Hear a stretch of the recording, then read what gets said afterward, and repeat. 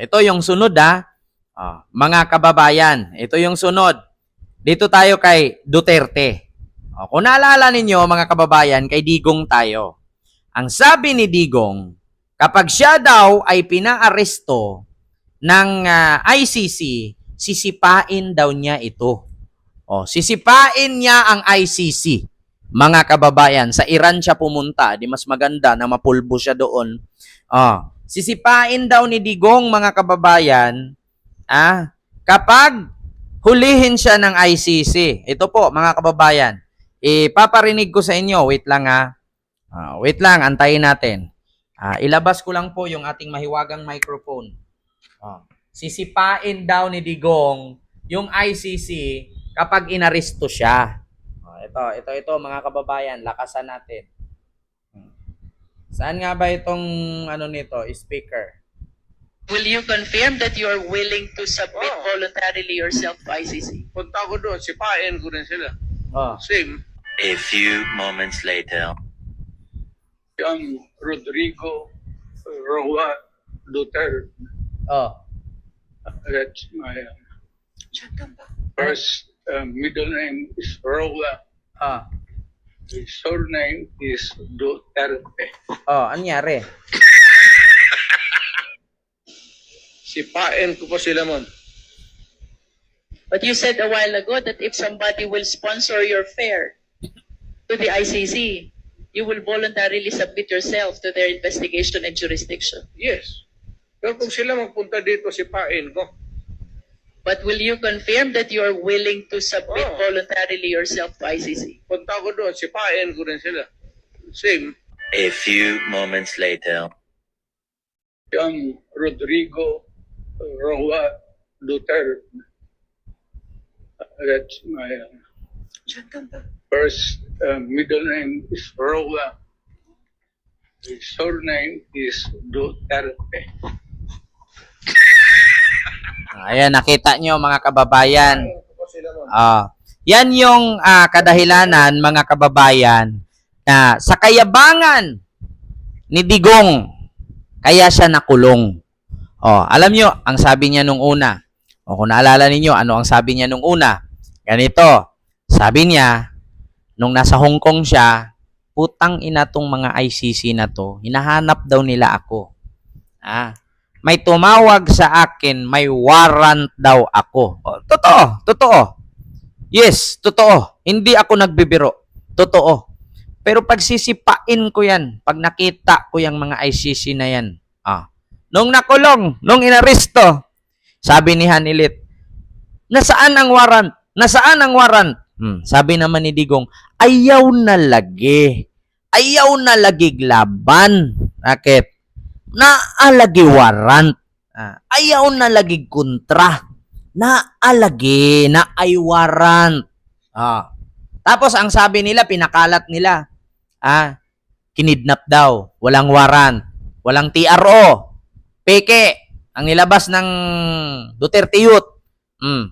So, nagulat ako, pinalo na ni Hanilit ng cellphone yung noon ng pulis, tapos sabi ni Kitty, sabihin nyo, saan siya dalahin? Tangina ka. Doon na nag-umpisa. Tapos, bigla nang iyak si Bongo. Ang sabi ni Bongo, kawawa talaga si tatay. Kawawa talaga si tatay. Sinakay nila sa eroplano. Nakapaa. Putang ina. Kawawa talaga si tatay. Sinakay nila sa eroplano. Hindi sila naaawa. Nakapaa. Putang ina.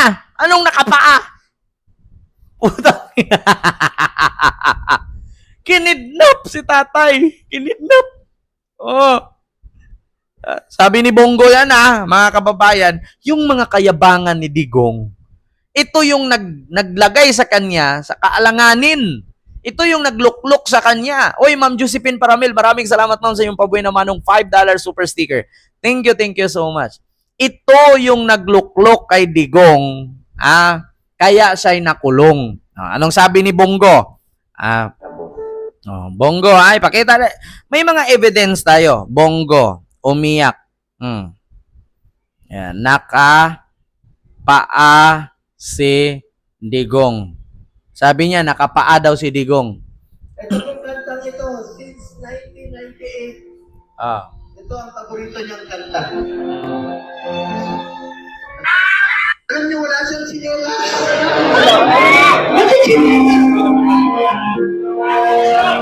Bakit sinela niya? Wala. Alam niyo, wala siya tsinelas. Pati tsinelas niya. Nakapaa. Ko ipakita ko ngayon dito sa iyo, Bongo, na si Digong, sinakay ng eroplano nakasapatos. Eto ha, sabi ni Bongo yun ha. Nakatsinilas daw si Digong. Punta tayo dito. Duterte plane. Para makita natin ha. Hindi. Ay, Diyos mio Marimar. Paano mo nasabing nakatsinila si Digong? Poke ng ina. Kalinaw-linaw ng picture ng ABS-CBN. Ano to, Bongo? Ano to? TL? Ano yan? Kinidnap. Nakatsinilas. Ano yan? Ayan yung mga kasinungalingan nila. Kaya nga sa totoo lang mga kababayan, minsan huwag kayong maniwala dyan. Nakakabuhay ng patay ang mga hinayupak na yan. Nakakabuhay ng patay. Alam nyo ba yung matagal nang namatay, mabubuhay kapag sila ang nagkwento, kapag sila ang nagdrama, daig mo pa'y dumaan sa workshop ni Uji Diaz. Grabe sila. Dinala nila si tatay. Pumunta siya sa nakapaa. Walang tsinelas. Ay, ang lamig doon. Alam niyo, wala siyang sinela. Bakit sinela?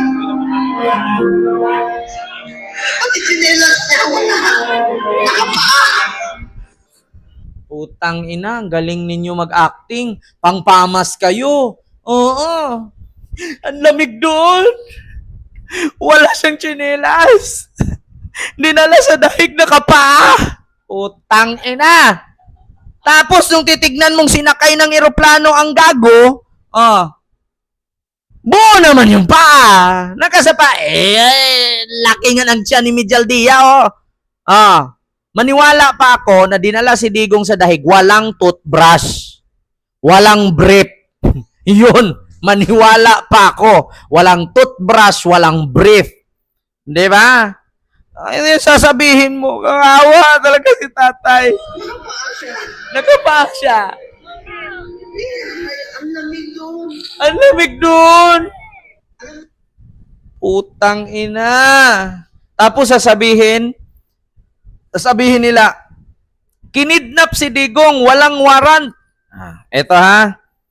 Duterte. Ito ha, warrant of ICC. Nakikita nyo naman to eh. If one of the sa ubang umapela ang may listahan. Wala daw warrant. We begin with Ito ha, ito. Ito mga kababayan, kasi ayaw ko na pati kayo maloko. Warrant of pati.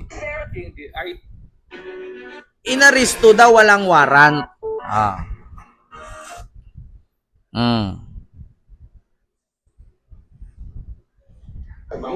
Ayan Asa si Bing Bong? Bong! Bong! Bong, halika Bong, tinan mo. Abusado kayo na sila. Dili mo hindi dapat ito agianan. Ayaw Lagi ato agianan. lang. Wala lagi wala. Bong, Bong, just Bing Bong. Diba? Kita niya. Tayo lang. Ayaw ka magsama. Kaya dito ay magkaroon. Bong, Bong, just Bing Bong.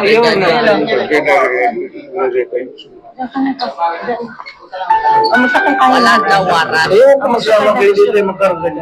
Lakaw na ayaw. Ay, likaw ng bata. Ayaw sila. Ha?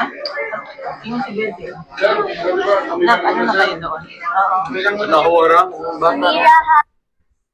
Ba? Nakita nyo? Mga kababayan? Asa si Bingbong? Bong!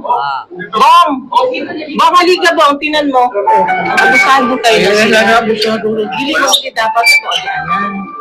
Ayaw agianan. Wala. Sabi ni Digong, ayaw lagi, kay naay warrant. Sabi ni Hanilit, wala lagi warrant. Ay, potang ina. Iwala. Oh. Sabi ni Digong, naalagi. Oh. Ngayon tapos ipapakalat ninyo, inaresto si Digong, walang warrant. Ah. Sa tingin ninyo, ikakarga ng pilot yan kung walang warrant? Sa tingin ninyo, buang si General Torre? Nahulihin na walang warrant? Ito sa totoo lang, itong mga DDS, hindi mo alam kung bobo ba sila o tanga ba talaga sila. Ewan ko ba? Oo, dapat nga sa mga yan, pinagbabala sa kanyon yan eh. Naalagi, ayaw lagi, uli na lagi, ayaw nagsakuyog. So ayaw na sakay, dalha ang bata, dalhin mo yung bata, uwi na kayo. Oh, Bong, asan si Bingbong? Oh, si Mejaldia yon, hinanap niya. Walang warrant. Naalagi. Si Digong na mismo nagsabi. Ito lang mga DDS, kung walang warrant, ba't sumama si Digong? Diba? So ano yung si Digong? Tanga lang?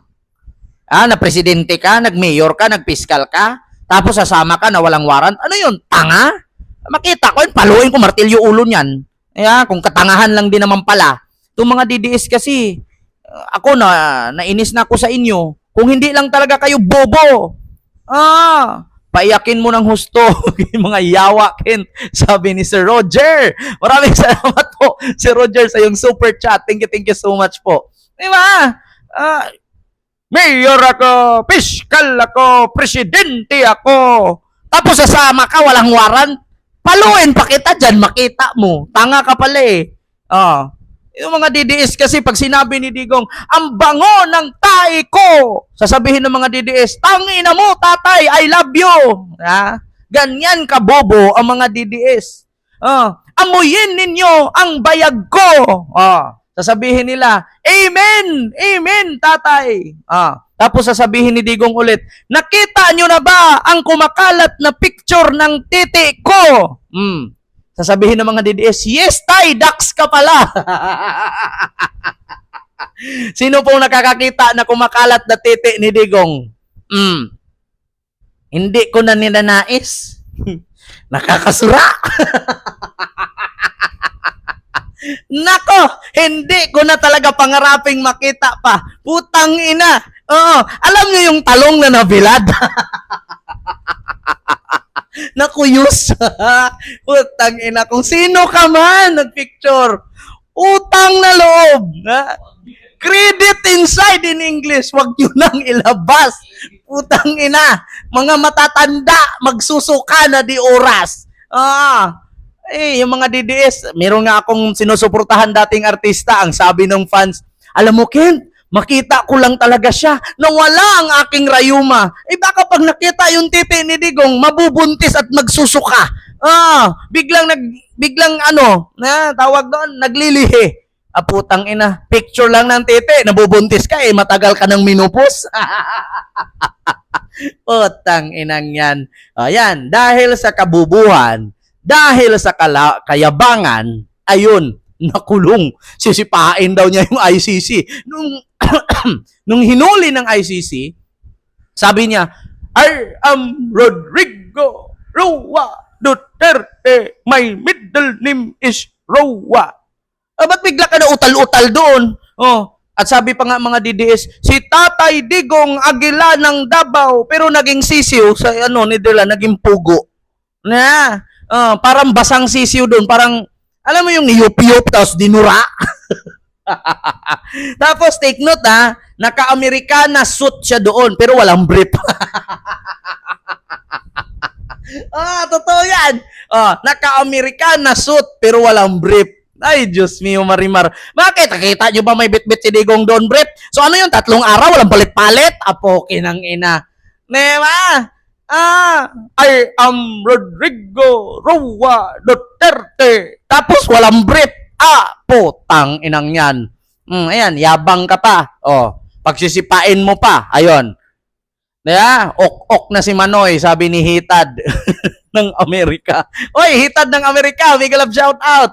Baka ilalabas mo na yung baho ni Insa na pangingikil sa mga sa customs Pati yung pangingikil sa mga Bombay Hitad ng Amerika. Baka ilabas mo yan. Kasi minsan yung mga loyalist ayaw maniwala sa akin kasi kakamping na daw ako. Abangan ninyo. Si Junior na mismo nakasilip. Palitan na nga daw si Pinsan. Andiyan naman yung bilyonaryo na may jowang vlogger Palitan nyo na. Nako. So yun lang mga kababayan.